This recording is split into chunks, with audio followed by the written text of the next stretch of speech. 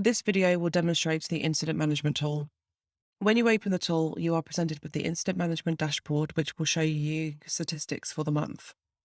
On the right-hand side, you have a residence incident statistics board, which will show you in chronological order who is having the highest incidences in the service.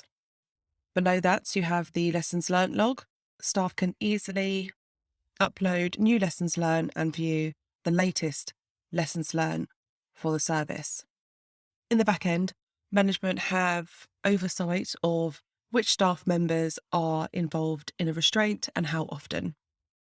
On the lower right-hand side, we have statistics on the incident categories, so we can keep track of which incident is occurring most. And as we can see, so far, this 20% of our incidences are related to slips, trips and falls. Again, this will allow us to identify themes and trends. And lastly, on the dashboard, you are presented with the latest incidences where staff can view a summary of the incident information. There are 4 sections to the incident management tool. You have the dashboard, you have a widget to create a new incident, you have an area where you can view the incidences and complaints that you have raised. This list will show all of the incidences and complaints raised by yourself, followed by My Drafts.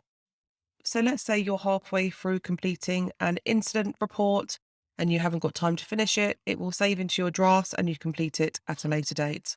So this is an incident report I completed earlier on today. The good thing about the incident management tool is that it is completely customizable. You can upload evidence such as CCTV footage, pictures, body maps, documents, letters. Here it asks you if there were any external notifications required, and it simply asks you, does it fit into any of the categories below? This was an incident involving abuse, so we click this one and it requires us to notify the CQC. You also have an option here to show who else you have decided to notify, and you can upload your notifications and attach it to the incident report, so everything is in one section. You can also add a lessons learned, which is pulled through to the lessons learned log. You can add an action plan here as well, which is pulled through to the service action plan. You can start an investigation here or attach an investigation here. So again, everything is in one place. You can update a resident's care plan and risk assessment as well from the report.